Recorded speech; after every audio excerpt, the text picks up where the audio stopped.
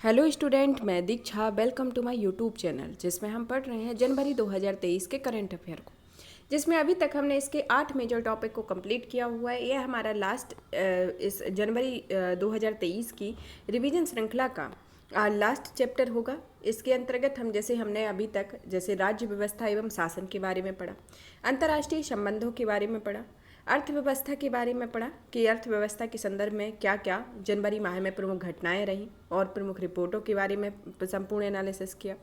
फिर सुरक्षा से संबंधित टॉपिक को कंप्लीट किया कि कौन सी मिसाइल किस तरीके से क्या रहा, सुर्खियों में कौन सी अभ्यास रहे, इन सब के बारे में पढ़ा।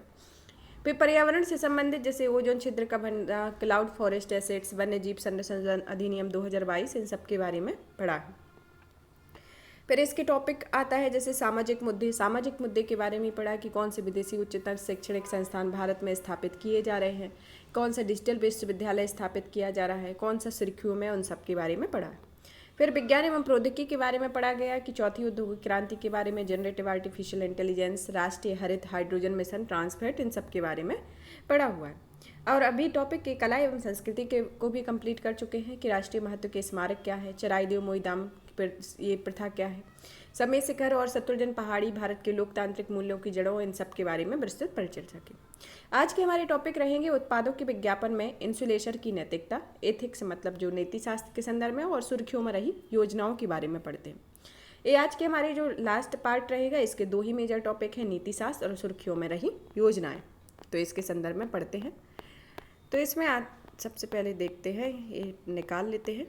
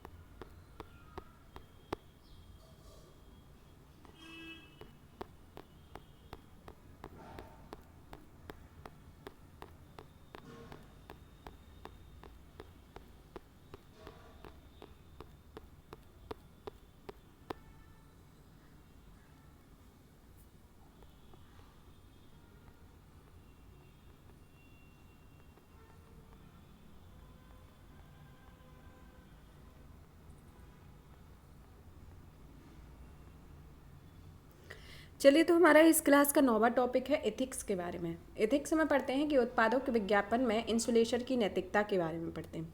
सुर्खियों में क्यों है? केंद्र ने मशहूर हस्तियों और सोशल मीडिया के इन्फ्लुएंसर के लिए इंडोर्समेंट नो हाउ शीर्षक से इंडोर्समेंट दिशा निर्देश की एक सेट जारी किया है। इन दिशा निर्देश उपभोक्ता संरक्षण अधिनियम 2010 के समग्र दायरे के अधीन जारी किए गए हैं। यह किसके अधीन जारी किए गए हैं? उपभोक्ता संरक्षण अधिनियम 2019 के। गौरतलब है कि इंडोर्समेंट नो हाउ शीर्षक उत्पादों के विवेकपूर्ण समर्थन से उत्पादों के प्रचार प्रसार से पहले उनकी जांच परख करने की आवश्यकता पर जोर दिया गया। चलिए, तो पढ़ते हैं कि सेलिब्रिटी इंडोर्समेंट क्या होते हैं। ये ऐसे उत्पाद होते हैं, उत्पादों के विज्ञापन का एक तरीका होता है और इसके तहत उत्पादों का विज्ञापन हेतु प्रसिद्ध व्यक्तियों, मशहूर हस्तियों और सोशल मीडिया इन्फ्लुएंसर का उपयोग किया जाता है। ऐसे लोगों की जनसामान्य की प्रति ख्याति अधिक होती है तथा सामान्य जनता का ऐसे लोगों पर भरोसा अधिक होता है और साथ ही लोगों के बीच ये अत्यधिक सम्मानित होते हैं। इनको ये कहा जाता है। इनको इंडोर्समेंट करने वाली मशहूर हस्तियों में इन्फ्लुएंसर में खरीदारों को प्रभावित करने या उत्पादों के उपयोग होती राजी की क्षमता अधिक होती है। ऐसा इसलिए होता है क्योंकि उन्हें समाज में एक रोल मॉडल के रूप में देखा जाता है, जैसा कि अभी सोशल मीडिया के टाइम पे हो रहा है। इन्फ्लुएंसर एंडोर्समेंट के समक्ष नैतिक मुद्दे क्या है? जैसे विश्वास में दुरुपयोग का मामला। इन्फ्लुएंसर के साथ प्रशंसक अत्यधिक घनिष्ठता से जुड़े हुए होते हैं अतः ऐसे प्रशंसकों की इन्फ्लुएंसर के प्रति यह धारणा होती है कि वे ऐसे किसी भी चीज़ का अनुशंसा नहीं करेंगे जो हानिकारक या निम्न गुणवत्ता वाली हो। हालांकि ब्रांड मार्केटिंग के मामले में इन्फ्लुएंसर द्वारा ऐसा नहीं किया जाता है। उच्च प्रभाव के बावजूद अल्प उत्तरदायित्व के संदर्भ में इन्फ्लुएंसर में उपभोक्ताओं को उत्पादों के उपयोग हेतु राजी करने की क्षमता अधिक होती है। हालांकि ऐसा कोई भी तंत्र मौजूद नहीं होता जो एंडोर्स द्वारा किए गए उत्पादों की जांच पड़ताल के लिए उत्तरदायी बनाता है। वाणिज्यिक संदेशों को अलग करना और कठिन अर्थात इंडोर्समेंट में स्पष्टता का अभाव होना। इन्फ्लुएंसर के द्वारा प्रयोग किया जाने वाला प्रचार या अक्सर विज्ञापन की तरह नहीं बल्कि सामान्य सलाह के रूप में प्रदर्शित किया जाता है। विज्ञापन किसी भी तरह के प्रकटीकरण के बिना पोस्ट किए जाते हैं जहां उन्हें चिन्हित या अलग कर पाना कठिन हो जाता है। इन्फ्लुएंसर के उत्पादों में की प्रगति गुणवत्ता समझ का अभाव, जैसे कभी कभी इन्फ्लुएंसर के पास स्वयं उस उत्पाद की गुणवत्ता के बारे में सीमित जानकारी होती है जिसका वे प्रचार कर रहे होते हैं। गौरतलब है कि फायर फेस्टिवल फ्रॉड इसका एक उदाहरण रहा है। हितों के टकराव और भ्रामक मार्केटिंग के संदर्भ में उत्पादों का विज्ञापन यह दिखाते हुए किया जाता है कि उन्हें उपभोक्ता के लाभों को ध्यान में रखकर बनाया गया है, लेकिन वास्तव में उत्पादों का प्रचार केवल लाभ के उद्देश्य से किया जाता है, जैसा कि होता रहा है और हो भी रहा है। बच्चों और किशोरों जैसे संवेदनशील समूहों को लक्षित करना, जैसे इन्फ्लुएंसर द्वारा किए जाने वाले उत्पादों के विज्ञापन का तार्किक मूल्यांकन करने में बच्चे या किशोर असमर्थ महसूस करते हैं। इसके संदर्भ में जैसे इंडोर्समेंट या विज्ञापन में नैतिकता की आवश्यकता क्यों, सबसे पहले एक देखते हैं कि इसकी आवश्यकता की महसूस क्यों हुई, जो एक मुद्दे के रूप में खड़ा हो गया। मशहूर हस्तियों से प्रभावित लोग विज्ञापनों से प्रभावित होते हैं और यह नहीं कहा जा सकता है कि वे समझदारी भरा निर्णय ले रहे हैं। आम लोग मशहूर हस्तियों के रहन सहन के पैटर्न में बहुत गहरी रुचि रखते हैं और उनके जीवन स्तर में अपने रोल मॉडल के रूप में मानते हैं, और यह सुनिश्चित करना आवश्यक है कि विज्ञापन सही ढंग या विज्ञापनकर्ता के वास्तविक विचारों या विश्वासों पर दर्शाए गए हैं। चूंकि विज्ञापन उपभोक्ता व्यवहार को बहुत अधिक प्रभावित करते हैं, इसलिए यह महत्वपूर्ण है कि वे सच्चे व पारदर्शी हों, भ्रामक ना हों। भ्रामक विज्ञापनों को रोकना चाहिए और ये विज्ञापनकर्ता विश्वसनीयता को नुकसान पहुंचा सकते हैं और उपभोक्ता स्वास्थ्य को प्रभावित कर सकते हैं। इसके लिए इसकी आवश्यकता है, तो इन सब के बारे में ध्यान दिया जाना चाहिए। अब आता है कि इन्फ्लुएंसर के पक्ष में क्या कहा गया है। विस्तृत जांच पड़ताल संबंधी अनुचित अपेक्षा, जैसे सेलिब्रिटी को अक्सर उन ब्रांड की उचित जांच पड़ताल न करने के लिए दोषी ठहराया जाता है जिनका वे प्रचार करते हैं।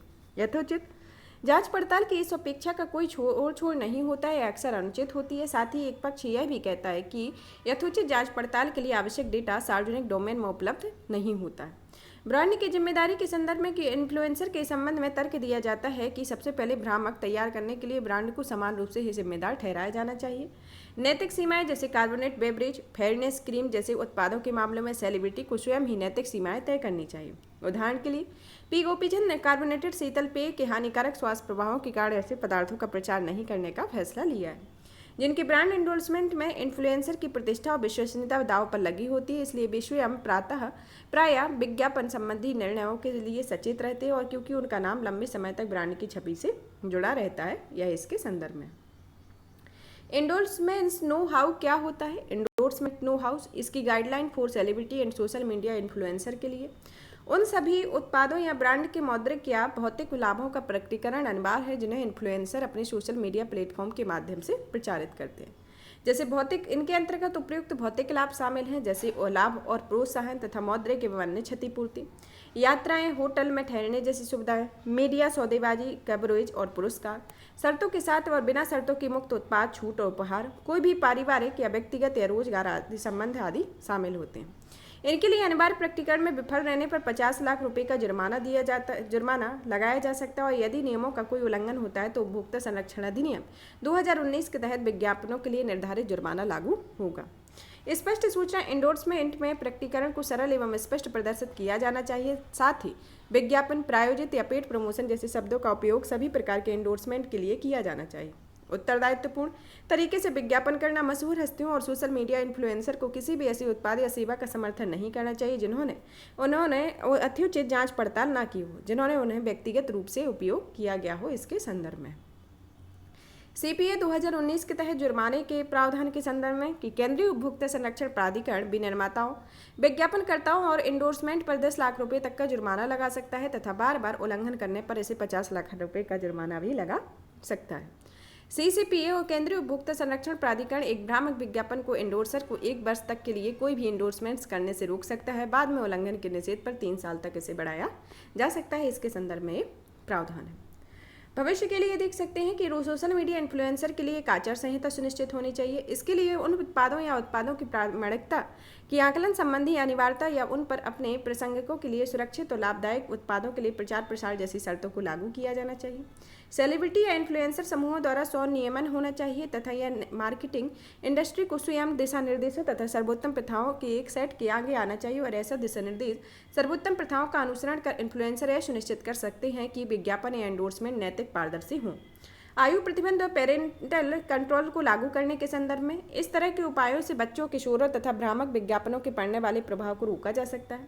एक सरकारी यथोचित जांच पड़ताल का निर्माण करना, जैसे उत्पादों, सेवाओं तथा संबंधित दावों की लगातार जांच करने के लिए सरकार एक समिति या फोरम का गठन कर सकती है। सेलिब्रिटी पर यथोचित जांच पड़ताल के दायित्व को सीमित करेगा और ब्रांड उत्तरदायित्व की भावना को उत्पन्न करेगा। इसके संदर्भ में रहा यहाँ पर एथिक्स से रिलेटेड एक ही टॉपिक था, वो फिनिश होता है। अब पढ़ते हैं सुर्खियों में रही योजनाओं के बारे में, जैसे पीएम स्वनिधि योजना।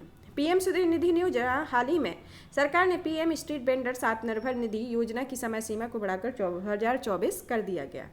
इस योजना का उद्देश्य और विशेषताएं देख लेते हैं। जो कि रियायती ब्याज उद्देश्य है कि रियायती ब्याज दर पर 10,000 रुपये तक की कार्यशील पूंजी का ऋण सुविधा उपलब्ध प्रदान करना, ऋण के नियमित प्रोत्साहन को पुनर्भुगतान को प्रोत्साहित करना, डिजिटल लेन देन को पुरस्कृत करना है। इसकी विशेषताओं में यह केंद्रीय क्षेत्र की योजना है। इसे आवास और शहरी मामलों के मंत्रालय ने 2020 में लॉन्च किया था, जिसका उद्देश्य स्ट्रीट वेंडर्स को किफायती दर पर कार्यशील पूंजी ऋण प्रदान करना है ताकि वे कोविड-19 लॉकडाउन के कारण प्रतिकूल रूप से प्रभावित अपनी आजीविका को फिर से शुरू कर सके। शुरुआत में इस योजना की अवधि मार्च 2022 तक थी और इसे दिसंबर 2024 तक के लिए बढ़ा दिया गया। इस योजना के तहत निम्न बिंदुओं पर ध्यान केंद्रित किया जाएगा, जैसे ऋण देने की अवधि का विस्तार दिसंबर 2024 तक हो। क्रमशः यह 10,000 रुपये से 20,000 रुपये के पहले दूसरे ऋण के अलावा 50,000 रुपये तक के तीसरे ऋण की शुरुआत की गई है। देश भर में पीएम स्वनिधि योजना के लिए सभी लाभार्थियों के लिए स्वनिधि से समृद्धि का घटक होना चाहिए। ब्याज सब्सिडी इस योजना के तहत ऋण लेने वाले में 7% की ब्याज सब्सिडी प्राप्त करने के पात्र हों। लक्षित लाभार्थी हो, जैसे कि 24 मार्च 2020 या उसके पहले शहरी क्षेत्रों में स्ट्रीट वेंडर या हॉकर्स वेंडिंग सहित आसपास के पेरिक अर्बन तथा ग्रामीण क्षेत्रों के लिए वेंडर्स उपलब्ध हों। वेंडर्स के लिए पात्रता के संदर्भ में शहरी स्थानीय निकायों द्वारा जारी किए गए वेंडर सर्टिफिकेट या पहचान पत्र वाले स्ट्रीट वेंडर, ऐसे वेंडर जिन्हें सर्वेक्षण में चिन्हित किया गया हो और उन्हें वेंडिंग प्रमाण पत्र या पहचान पत्र जारी नहीं किया गया हो। इसके संदर्भ में राज्यों या केंद्रशासित प्रदेशों के लिए मान्यता के संदर्भ में इन्हें केवल उन राज्यों या केंद्रशासित प्रदेशों के लिए लाभार्थी के लिए उपलब्ध कराए जा सकते हैं जिन्हें स्ट्रीट वेंडर अधिनियम 2014 के तहत नियमों और योजनाओं के तहत अधिसूचित किया गया है। हालांकि मेघालय के लाभार्थी जिनका अपना स्ट्रीट वेंडर्स एक्ट है, योजना में भाग ले सकते हैं। डिजिटल लेन देन के संदर्भ में ये योजना कैश बैक सुविधा के माध्यम के वेंडर द्वारा डिजिटल लेन देन को प्रोत्साहित करती है। ऋण देने वाली संस्थाओं के संदर्भ में अनुसूचित वाणिज्यिक बैंकों, क्षेत्रीय ग्रामीण बैंक, लघु वित्त बैंक और सहकारी बैंक और गैर वित्तीय बैंक कंपनियां, सूक्ष्म वित्तीय और स्वयं सहायता समूह बैंक इसके संदर्भ में। स्वनिधि समृद्धि कार्यक्रम क्या है? स्वनिधि समृद्धि कार्यक्रम पीएम स्वनिधि का एक अतिरिक्त कार्यक्रम है जिसे 4 जनवरी 2021 में शुरू हुए चरण फर्स्ट में 125 शहरों में लॉन्च किया गया है।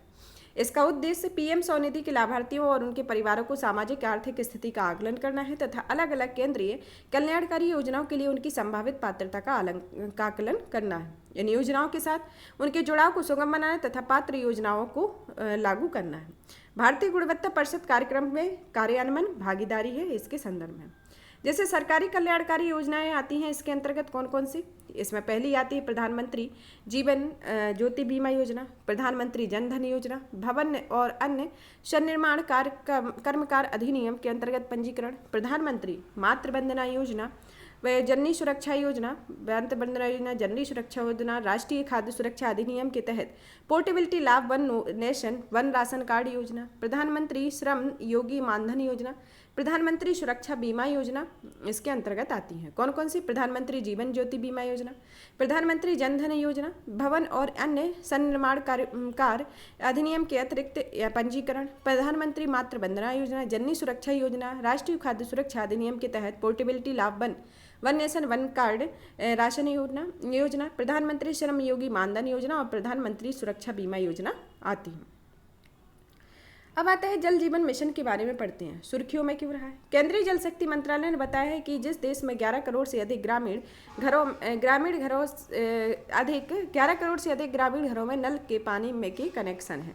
इसके संदर्भ में इसका उद्देश्य और इसकी जल जीवन मिशन के उद्देश्य और इसकी विशेषताओं के बारे में पढ़ते हैं। इसका उद्देश्य प्रत्येक ग्रामीण परिवार को 2024 तक कार्यात्मक घरेलू नल कनेक्शन प्रदान करना है। गुणवत्ता प्रभावित क्षेत्रों, सूखा प्रवण मरुस्थलीय क्षेत्रों के गांवों, सांसद आदर्श ग्राम योजना के अधीन आने वाले गांवों में FHTC के प्रावधान को प्राथमिकता देना। स्कूलों, आंगनवाड़ी केंद्रों, ग्राम पंचायत भवनों, स्वास्थ्य केंद्रों, कल्याण केंद्रों और सामुदायिक भवनों के लिए कार्यात्मक नल कनेक्शन प्रदान करना। नल कनेक्शन की कार्यक्षमता की निगरानी करना। नगद और वस्तु और श्रम स्वैच्छिक श्रम में इस योगदान के माध्यम से स्थानीय समुदायों में स्वैच्छिक स्वामित्व की बढ़ावा देना और सुनिश्चित करना। इस क्षेत्र में मानव संसाधन को सशक्त और विकसित करना। सुरक्षित पेयजल के अलग अलग पहलू और महत्व को सृजित करना इसके संदर्भ में आता है। इसकी विशेषताओं को देखते हैं। विशेषताओं में इस कार्यक्रम में जल शक्ति राज्य सरकारों के सहयोग से इसे जल शक्ति मंत्रालय के द्वारा जारी किया गया है। इसमें जलापूर्ति के लिए वस्तुओं से घरों पर ध्यान केंद्रित करना, सार्वजनिक उपयोगिता के लिए सेवा वितरण और कार्यक्षमता सुनिश्चित करना, जलापूर्ति योजनाओं की दीर्घकालिक संधारणीयता सुनिश्चित करने के लिए सामुदायिक स्वामित्व पर बल देना, जलापूर्ति के प्रबंधन के लिए महिलाओं और कमजोर वर्गों की केंद्रीय भूमिका सुनिश्चित करना, बच्चों पर विशेष बल ध्यान देते हुए उनके स्कूलों, आंगनबाड़ी केंद्रों, आश्रमशालाओं में पाइपलाइन में जलापूर्ति करना, गुणवत्ता प्रभावित बस्तियों में पीने योग्य जल की आपूर्ति करना, महिलाओं को शामिल करते हुए स्थानीय समुदाय के माध्यम से जल की गुणवत्ता की निगरानी करना होता है। जल जीवन मिशन के कार्यान्वयन के अंतर्गत संस्थागत तंत्र आते हैं, जैसे राष्ट्रीय जल जीवन मिशन, राज्य जल और स्वच्छता मिशन, जिला जल और स्वच्छता मिशन, ग्राम जल और स्वच्छता मिशन इसके अंतर्गत आते हैं। इसके अधीन जल जीवन मिशन के अधीन घटक आते हैं, जैसे अलग अलग स्रोत या कार्यक्रमों से धन प्राप्त करने का प्रयास करना अभिसरण महत्वपूर्ण है। प्रत्येक ग्रामीण परिवार को नल से नल कनेक्शन उपलब्ध कराने के लिए गांव की पाइपलाइन में जलापूर्ति की अवसंरचना का विकास करना, जलापूर्ति प्रणाली में दीर्घकालिक संधारणीयता सुनिश्चित करने के लिए विश्वसनीय पेयजल स्रोतों का विकास करना है तथा जहां भी आवश्यक हो प्रत्येक ग्रामीण परिवार की जरूरतों को पूरा करने के लिए थोक जल स्तर शोधन या वितरण नेटवर्क तैयार करना। जहां जल की गुणवत्ता खराब हो वहां दूषित जल के शोधन के लिए तकनीक में हस्तक्षेप करना। 55 IPCD के न्यूनतम सेवा स्तर को FHTC प्रदान करने के लिए पूर्ण हो चुकी है और चल रही योजना को रेट्रोफिटिंग करना।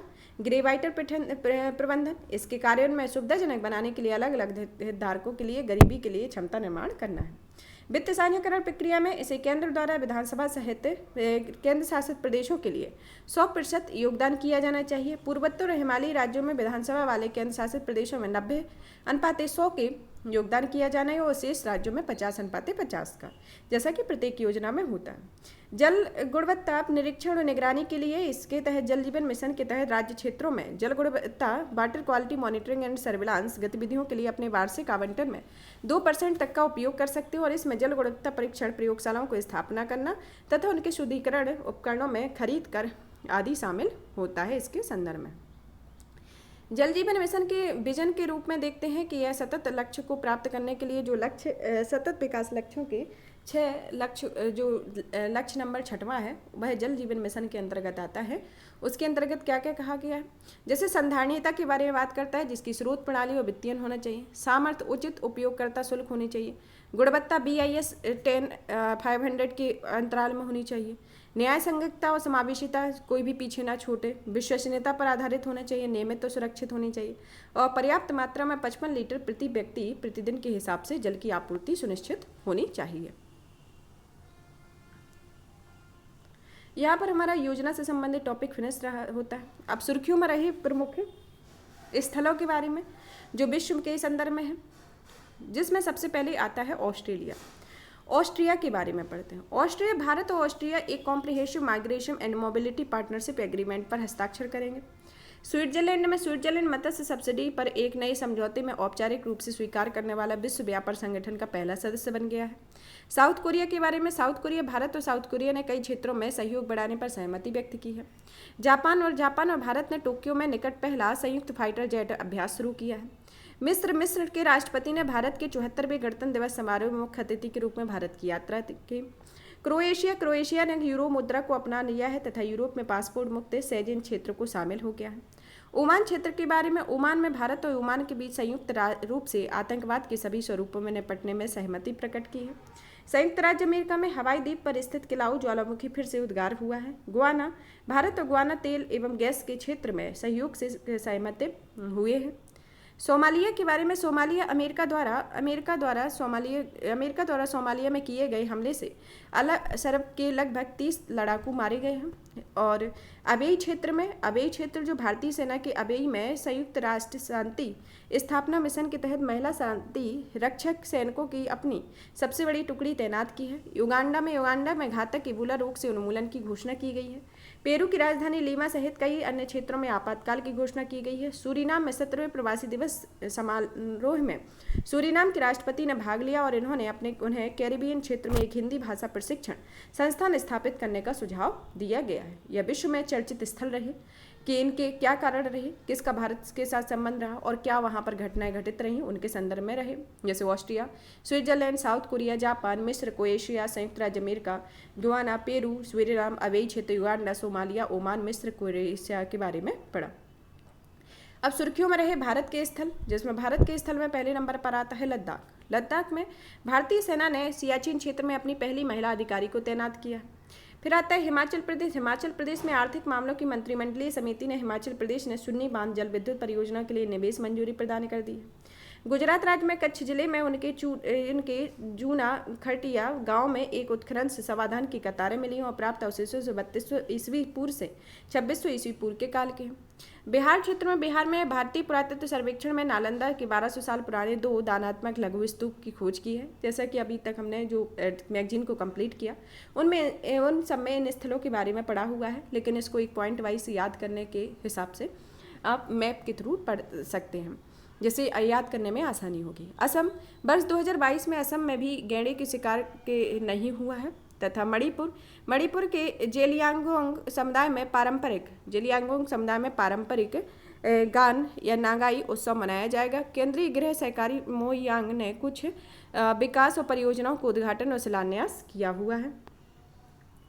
फिर आता है महाराष्ट्र में एक अलग प्रकार का पठार खोजा गया है। गोवा में देश के पहले पर्पल फेस्ट का उद्घाटन गोवा में किया गया और यह फेस्ट देश भर में दिव्यांग लोगों को एक साथ लाता है। यहाँ पश्चिम बंगाल में देखते हैं कि पश्चिम बंगाल में गंगासागर मेले को राष्ट्रीय में दर्जा देने की मांग की गई है तथा यह भरतपुर क्षेत्र में किए गए उत्खनन में बौद्ध मठ परिषद की खोज हुई है तथा जलवायु परिवर्तन प्रेरित वायु गुणवत्ता की जातार देउल मंदिर की बाहरी दीवार धीरे धीरे क्षीण हो रही है। झारखंड सरकार ने जैन समुदाय के एक पवित्र स्थल शिखर जी के पर्यटन स्थल के रूप में कर दिया गया है। उसके संदर्भ में विरोध प्रदर्शन किया गया जैन समुदाय द्वारा। उत्तर प्रदेश में भारतीय खाद्य सुरक्षा प्रमाणक प्राधिकरण में वाराणसी केंद्र रेलवे स्टेशन में 5 स्टार रेटिंग के साथ ईट राइट स्टेशन के रूप में सम्मानित किया गया और प्रधानमंत्री ने उत्तर प्रदेश के बस्ती जिले में सांसद खेल महाकुंभ 2022-23 के दूसरे चरण का उद्घाटन किया। अंडमान एवं निकोबार द्वीप समूह के संदर्भ में इसमें उच्चतम न्यायालय ने एक समिति में अंडमान के पास ऑयल की बागवानी को पुनर्जीवित करने की आवश्यकता पर सवाल उठाया है। केंद्र सरकार ने ग्रेट निकोबार द्वीप के अंतर्राष्ट्रीय कंटेनर ट्रांसशिपमेंट पोर्ट के निर्माण की प्रक्रिया शुरू की है और यह परियोजना 41,000 करोड़ के निवेश को पूरा करने की संभावना है। केरल में प्रधानमंत्री कर्नाटक के बंजारा जनजाति में लोगों को हक्कू पत्र या मालिकाना अधिकार पत्र विकसित किए हैं और केरल व्हाइट टम्पेड रॉयल तितली को कलियाड में देखा गया है तथा कोलम जिला भारत का पहला संविधान साक्षर जिला बन गया है तथा वायनाड जिला सभी जनजातीय लोगों की बुनियादी दस्तावेजों को प्रदान करने वाला पहला जिला बन गया है। तो ये सुर्खियों में रहे, जनवरी माह में सुर्खियों में रहे स्थल भारत के जो हिमाचल प्रदेश हैं, लद्दाख, बिहार, असम, मणिपुर, पश्चिम बंगाल, गुजरात, महाराष्ट्र, उत्तर प्रदेश, गोवा, कर्नाटक, झारखंड, पश्चिम बंगाल, अंडमान निकोबार द्वीप समूह और कर्नाटक एवं केरल से संदर्भ में रहे। सुर्खियों में रहे प्रमुख व्यक्ति जिसके अंतर्गत जैसे व्यक्तित्व और जिनकी प्रदर्शित नैतिक मूल्य क्या रहे। तिरुवल्लुर को 15 जनवरी को तिरुवल्लुर दिवस मनाया जाता है। यह दिवस तिरुवल्लुर की जयंती को चिन्हित करने के लिए पोंगल समारोह के एक भाग के रूप में मनाया जाता है। उन्हें वल्लूर के नाम से भी जाना जाता है। एक तमिल कवि, संत और दार्शनिक थे। ऐसा माना जाता है कि उनका जन्म मलयापुर में हुआ था। यह स्थल वर्तमान में चेन्नई के निकट है तथा 4वीं शताब्दी से 6वीं शताब्दी के बीच स्थित है। 16वीं शताब्दी की शुरुआत में मलयापुर में एकवेश्वर मंदिर परिसर के भीतर एक मंदिर बनाया गया था। यह मंदिर तिरुवल्लुर को समर्पित है। 1976 में वल्लूर को कोट्टम नामक एक मंदिर स्मारक चेन्नई में बनाया गया था। यह एशिया के सबसे बड़े सभागारों में से एक है। कन्याकुमारी में तिरुवल्लुवर की 133 फीट ऊंची प्रतिमा स्थापित है और उनकी कृति तिरुवकुरलम के लिए सर्वाधिक विख्यात है और यह कृति राजनीतिक प्रेम और नैतिकता और अर्थशास्त्र से संबंधित मामलों दोहों का एक संग्रह है। इनके नैतिक जीवन के प्रति प्रतिबद्धता की उन्होंने मानव इतिहास में नैतिकता पर अपनी पहली पुस्तक लिखी और उन्होंने व्यक्ति के समाज और कल्याण को सुनिश्चित करने के लिए पेशेवर और व्यक्तिगत नैतिकता दोनों को महत्व का वर्णन दिया है। अब आते हैं रानी बेलू नचियार के बारे में, जो 1730 से 1796 तक इनका शासनकाल रहा। रानी वेलु नचियार को वीरमंगई तमिल में इसका अर्थ होता है बहादुर महिला के नाम से जाना जाता है। रामनाथपुरम में राजा चिल्ला मितु विजय रघुनाथ सेतु पति की पुत्री थी। इन्हें 1780 से 1790 में शिवगंगा रियासत की रानी रही थी तथा उन्हें महिलाओं के लिए एक सेना गठित की जिसे उदयाल कहा गया। यह ईस्ट इंडिया कंपनी के खिलाफ युद्ध घोषित करने की पहली महिला शासक थी।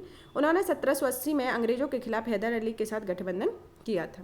इनकी दृढ़ता और आत्मविश्वास के संदर्भ में कि इनकी किंवदंती के अनुसार रानी बेलू नचियार का आत्मविश्वास इतना मजबूत था कि उन्होंने अंग्रेजों को मुकाबला करने का फैसला लिया, लेकिन बाद में उन्होंने दूसरों के साथ गठबंधन करने की सलाह दी गई। इसके पश्चात उन्होंने शत्रुओं को अपूरणीय क्षति पहुंचाई।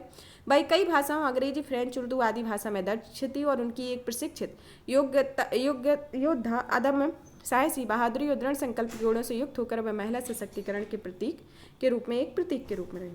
वीर नारायण सिंह छत्तीसगढ़ सरकार के वीर नारायण सिंह के सम्मान पूर्वक स्वरूप में एक क्रिकेट स्टेडियम का नाम शहीद वीर नारायण सिंह अंतर्राष्ट्रीय क्रिकेट स्टेडियम रखा गया। यशोना खान छत्तीसगढ़ के एक जमींदार थे। उन्होंने छत्तीसगढ़ के 1857 की क्रांति का नेतृत्व किया और प्रथम छत्तीसगढ़ी स्वतंत्रता सेनानी के रूप में भी इन्हें जाना जाता है। उनके पूर्वज गोंड जनजाति के थे तथा उन्होंने गोंड में अपनी संबद्धता को त्याग दिया और बिछवाड़ जनजाति इनसे संबद्ध हो गई। इनके दृढ़ संकल्प और साहस के संदर्भ के रूप में नैतिक संकल्प के रूप में जाना जाता है। इनकी महत्वपूर्ण चुनौतियों बाधाओं का सामना करने के बावजूद वीर नारायण सिंह ने छत्तीसगढ़ में ब्रिटिश सेना के खिलाफ लड़ने और बदलाव लाने के लिए दृढ़तापूर्वक प्रयास किया। अंग्रेजों ने 1856 में एक व्यापारी में अनाज के भंडार को लूटने और अकाल के दौरान गरीबों में बांटने के आरोप पर गिरफ्तार कर लिया गया था। अब आते हैं मन्नतू पद्मनाभम 1878 से 1970। उनका जन्म केरल के कोट्टायम जिले में पेरुन्ना गांव में हुआ था। उन्होंने 1893 में शिक्षक के रूप में अपने पेशेवर जीवन की शुरुआत की थी और बाद में वे मजिस्ट्रेट कोर्ट्स में वकालत भी करने लगे। उन्होंने 1915 में नायर सर्विस सोसाइटी का गठन किया जिसका उद्देश्य समुदाय को आधुनिक शिक्षा, सकारात्मक दृष्टिकोण, उद्देश्य के प्रति समर्पण की भावना और प्रतिस्पर्धी बढ़त प्रदान करना था। ये वर्ष 1947 में भारतीय राष्ट्रीय कांग्रेस में शामिल हुए और उन्होंने त्रावणकोर राज्य में कांग्रेस के आंदोलन में भाग लिया और उन्हें 1966 में पद्म भूषण पुरस्कार तथा भारत केसरी की राम से उपाधि से सम्मानित किया गया। इनके नैतिक संबंधों में देखते हैं कि इनके सामाजिक सुधार और सामुदायिक सशक्तिकरण के संदर्भ में है। वह सामाजिक सुधार के प्रबल पक्षधर थे। उन्होंने केरल में मौजूद जाति आधारित भेदभाव और जाति आधारित भेदभाव और असमानताओं को समाप्त करने के लिए काम किया। वह नायर समुदाय को सशक्त बनाने के विश्वास करते थे और उनकी शैक्षणिक और आर्थिक स्थिति में सुधार के लिए काम करते थे। इनके संदर्भ में फिर आते हैं सत्येंद्रनाथ बोस के बारे में पढ़ते हैं। इनका जन्म 1 जनवरी को उनकी 129वीं जयंती बनाई गई। इनकी प्रमुख उपलब्धियों में देखते हैं कि इनका कार्य क्षेत्र सैद्धांतिक भौतिकी से संबंधित है। उन्होंने क्वांटम यांत्रिकी, क्वांटम सांख्यिकी के विकास में मौलिक अवधारणा को योगदान दिया। उन्होंने आइंस्टीन के साथ काम किया और दोनों ने मिलकर बोस आइंस्टीन सांख्यिकी भी विकसित की थी। क्लासिकल इलेक्ट्रोडायनामिक्स या विद्युत गतिकी के संदर्भ के बिना ब्लैक बॉडी रेडिएशन के लिए प्लैंक का नियम प्रतिपादित किया और यह नियम किसी भी गर्म वस्तु या पिंड द्वारा उत्सर्जित प्रकाश के स्पेक्ट्रम को संदर्भित करता है। वे मॉरिस डी ब्रोगली की प्रयोगशाला से जुड़े हुए थे और वहाँ उन्होंने एक्स-रे स्पेक्ट्रोस्कोपी क्रिस्टलोग्राफी तकनीक सीखी और उन्हें 1954 में पद्म विभूषण से सम्मानित किया गया। वैज्ञानिक सोच और ज्ञान के संदर्भ में इनकी नैतिकता में संदर्भ रही कि उन्होंने क्वांटम यांत्रिकी के क्षेत्र में अपने शॉर्टकट के जरिए अपने शोध के जरिए लगातार योगदान दिया उन्होंने तथा बाद में उन्होंने 1986 में अपने शोध के माध्यम से एक अधिनियम द्वारा SN. Bose national centre for basic science की स्थापना की है। सत्येंद्रनाथ बोस के संदर्भ में रहा। यहाँ पर हमारे जनवरी माह की जो मैगजीन है वो इसके टॉपिक फिनिश होते हैं और भी इसी तरीके के मैगजीन को कंप्लीट करने के लिए जो फरवरी, मार्च, अप्रैल आगामी परीक्षाओं को ध्यान में रखते हुए शुरू की जा गई है। इसको सपोर्ट करने के लिए चैनल को लाइक करें, सब्सक्राइब करें, ज़्यादा से ज़्यादा शेयर करें जिससे यह सभी के लिए लाभदायक हो। और भी इसी तरीके के वीडियो को देखने के लिए चैनल को लाइक करें, सब्सक्राइब करें, शेयर करें। धन्यवाद।